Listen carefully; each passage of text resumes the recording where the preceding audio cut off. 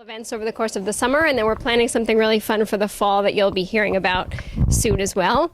I am supposed to remind you that we are actively tweeting this event tonight at hashtag C.Fox10, so to make sure that you're following it there as well, and if you're tweeting.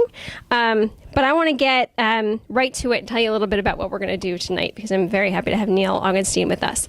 So we have 15 minutes going to be timed in the style of a great TED Talk here, where I've got 5 questions for Neal, and we're going to see how many we can get through in 15 minutes.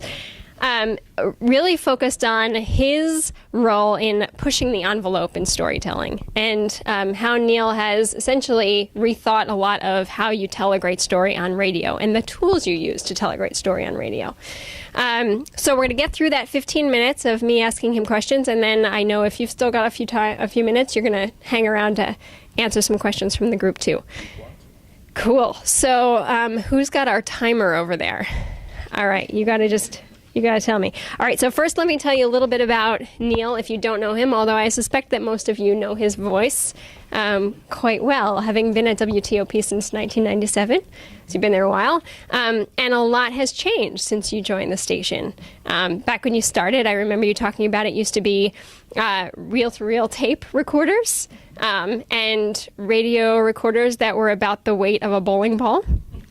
And actually, the phones, the bag phones. The bag phone. So with the bag phones that you had to carry, it was literally the weight of a bowling ball, and it was, a far cry from where we are today with smartphones. Yeah. So that's really what we're going to focus on with you, because Neal is now the first reporter in a major market, radio market, to throw all of those heavy machinery to the side and say, I'm going to just report using my iPhone and some great apps. So 2 can play this game, Neal, and so I'm using my iPhone as my notes tonight. Don't think I'm just being rude. Neal, for those of you who are on Twitter as well, you can track Neal at Neal Augenstein, or also at WTOP, and know that we're going to talk a little bit about this, but Neal's got several very cool ventures that he's got going on, including iPhonereporting.com, so we're going to talk about that too. All right, so let me dive in with my first question here. So you, more than most, have figured out how to seamlessly shift from these old ways of reporting to the new and evolving world of digital journalism, where all content must be packaged and turned around on multiple platforms. I suspect, after having read a bit about you and reading on iPhone reporting, that you were ahead of the curve in the newsroom, and that this idea of iPhone reporting on radio took some convincing. It's a far cry from that bag phone you talked about. So talk to me about what led you to the reporter you are today, and what you consider the turning point for you in that digital reporting career. Thank you. Thank you, everyone, for being here. Well, the reason why I started using my iPhone was I was looking for a way to save time. In the old days, you carried a laptop, a couple of cassette recorders, a still camera, a video camera, a whole bunch of cords, a whole bunch of microphones, and every time you did an interview, you needed to reboot the laptop because you wanted to transfer the material to your laptop and then edit it. So I would spend a whole lot of time waiting around. Eventually, I knew that it would be cool if there were a gizmo that would allow you to do everything on a single device. When I started hearing about iPhones, I was interested, and then when I first heard of a multi-track audio editing app, that to me was the turning point. When I was able to do an interview and edit the material in the same app. And then you could also, I could also do my own voice part, and then transmit it to the newsroom. That to me was the point where I said, well, you know what? Let me at least give it a try, see what the sound quality is, and we'll go from there. What happened, and this was actually before. This was in February 2010. Since then, the whole industry has changed. Since then, this whole expectation of reporters being able to do everything, being able to shoot their own pictures, shoot their own video, write their own web stories, do their social media. That has all progressed at the same time. So, and it's certainly, you can do them all on the iPhone. So that's pretty much how it started and why I still do it. Cool. So I've seen you describe WTOP as a digital news organization, whereas most of the people in this room, I think, consider WTOP a radio station, right? So talk to me about the direction that WTOP is taking and that you think about it as a multi-platform. About 5 years ago, we had a big meeting that really shook a bunch of people up. We were told that we were no longer going to be a radio station, that our audience, a radio audience, especially a news or a talk station, it usually skews older. So we were told that while we were the number one station in the market and still are, that eventually we would our audience would die, and if we didn't progress, we were going to be in trouble. We were going to have to die also. So we, obviously we've been keeping an eye out on technology and social media, and we just had the discussion that we're no longer a radio station. That to succeed, you've got to work on the synergy between your radio station. Of course, we're very lucky that we have the top rated radio station. That's a very big bullhorn that we still have, and and we still get the most money from our radio advertising more than our web advertising or our social media advertising. But we're making the move towards that. We realized several years ago, I think before other news stations or other media group did, that Twitter equals, Twitter is the same as on air. It used to be unthinkable that you would break a story any place but on the radio. And we had arguments in the newsroom. You have to do it on the radio first. We're a radio station. Then we thought, we can do it on the website too. It's called WTOP.com. And then we also realized, it's all the same brand. Whether they're following us on Twitter, if they hear the news first on Twitter, then great. Eventually, we'll get them to listen to it on the radio too. They're all equal, and that has we want people to feel confident that no matter what they're doing, then they'll get the news. Perfect. All right. So perfect segue, because I want to talk about Twitter. So I saw you on PBS Media Shift not too long ago talking about the power of Twitter in harnessing a story, and you talked about the ultimate tweet. So I want to have you tell us all about, everyone here is trying to figure out how to make Twitter work so that you're not talking to yourself, but that you actually are engaging people on a platform like Twitter. How do you do it? What's the ultimate tweet?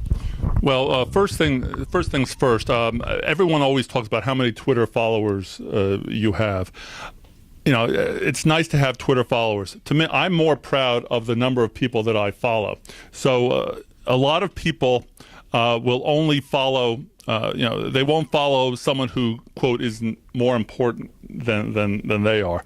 I want to be connected with everybody, with everyone who's interested and kind enough to reach out to me. I want to hear what they have to say too.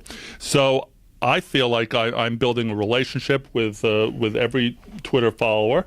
I'm glad to share little bits of my life. I don't tweet pictures of my kids. I don't tweet where I live, but I'll tell you a little bit. I'll tell you my favorite pizza. I'll tell you I'll tell you the team I grew up to watching. I'll tell you my favorite band. I'll share some video of my favorite bands. I'll we'll crack some jokes. We'll be serious when need be. So you're sharing a little bit of yourself, and I think that people can recognize that. Obviously, you have to take complete responsibility for what you tweet. If I would never tweet anything that I wouldn't say in this room. So as a reporter, you're always judged, but your credibility is always at risk, and Twitter even more so. So you watch what you say. There are times when you bite your tongue, but you got to share. You got to give a little bit of content. You got to make people. You got to tell some stories. You got to be a person, and I think people like to communicate with other people. So since you pushed the envelope in starting iPhone reporting, how has the newsroom changed? Do they require that you tweet, that you're on social media? When you file a story, are you simultaneously filing it online? Tell me about that. Well, in the last when we started, social media and online was an afterthought. So we would cover the story on the radio, and then we would write the story, or maybe even just the script of the radio report would become an online story. We realized that that's not effective at all. So now what we're doing is, from the very beginning, from the point where we're deciding what stories we're going to be covering for the day, we have to, we consider, does it have an online component? Could it have, is it something that people might talk about on social media? So now it's from the very beginning, it has to be interesting and applicable to all of the different platforms before we'll do the story. Cool. Okay. So like the evolution of journalism, there seems to be the evolution of the reporter, where a reporter's not working for just one organization and wearing the WTOP.com hat anymore, but you're on PBS, you're on CBS radio, you're on other platforms. So how has that evolution, how do you think about your own Twitter handle, right? You're not Neal Augenstein WTOP, you're Neal Augenstein. So do you consider yourself and many other journalists becoming your own brand in some way? Well, in addition to Neal Augenstein, I am also Augenstein WTOP, which has the most followers, and who I follow the most. So yes, personal branding is important. Mm-hmm. It's something I'd never heard of 5 or 6 years ago. I think that bosses realize that a person who is able to build a personal brand and become, be a little well-rounded, or be able to specialize in something that brings value to the station. I mean, I wouldn't, it helps WTOP for me to be sitting here talking with you today. So I think they're willing to, to do that. You do have to walk a line. You can't be I can't be marketing stuff while I'm a WTOP reporter. So you do have to walk the lines, and it is, and there are discussions and there are negotiations, but it seems that people who are able to contribute to PBS or do something for the Poynter Institute or do something for another industry publication, that's good publicity, and it's valuable to the station. Mm-hmm. Cool. Tell folks here a little bit about iPhone reporting and how you split your time. Well, it'd be nice if I could be splitting my time, but it's a part of what I do these days is also train nonprofit and educational groups on how to use how to harness the iPhones to tell their story. There's so many different storytelling ways, and it's like, if you can think it, you can do it. It's a very, very freeing, very very positive transition point in storytelling. So I'm with iPhonereporting.com. That's my website that focuses on this sort of stuff. I also do train folks if they're interested in telling stories with their phones. So, last question for you. Tell me what's next, what you're most excited about. Just like you waited for that perfect iPhone app to come out so you could throw that bag phone out the window and turn over to iPhone reporting, what are you waiting for next? How do you think reporting, especially on radio, is going to continue to shift to tell a great story? Well, one thing that I'll look down the road a little bit. I would like, and I've talked about this with my bosses.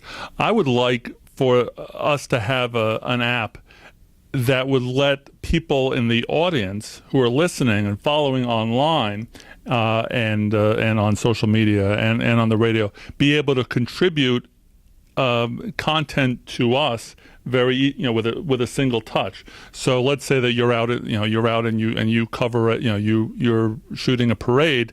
I'd like that our app to be able to, you just press a button and it comes to us. So we're really engaged in you're becoming part of the team, part of the reporting team. I think that helps build brand loyalty. I think that people, if they're contributing, they have a rooting interest in the success of WTOP on all the different platforms. I'd love for that to be one of the directions that we go. And I think that that voice activated stuff is going to get better. Right now, it's really tough to do anything with your voice. If you've ever tried Siri, you can try it, but you spend a lot of time editing. But I think that's going to be a big turn. And of course, with this so-called Internet of Things, where you don't even need to carry a device, we'll be embedded with something that will talk to everything around us, and hopefully we'll be better connected when it's all is said and done. Cool. How are we on time? Are we under 2 minutes? All right, I have one more for you, and then I'll turn it over. So, best app. You've got a lot of apps on your phone. What is the best app you have? Okay. Well, my most used app, and I'm not sure that it would apply to the folks in the room, is the one that I use for the multi-track audio and video editing. It's called Voddio, Voddio.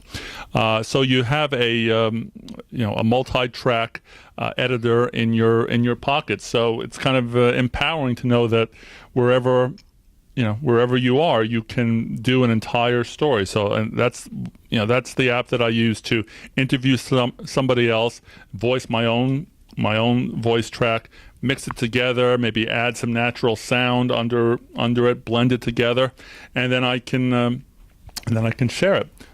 So that's my most important app. Other important ones are SoundCloud, which is it's sort of like YouTube for audio, where you can record on several different apps, and with a single touch you upload it to SoundCloud and you get a URL which you can share with anybody. You can also embed on your website. You can do pretty much anything with it. I hear that Twitter is close to working with them, and then when that happens, that's going to be huge. That's other important ones. It's nice to be able to Skype on your phone, or FaceTime. Actually, FaceTime is generally better quality audio and video than Skype. And of course, the WTOP app. Nice, shameless plug.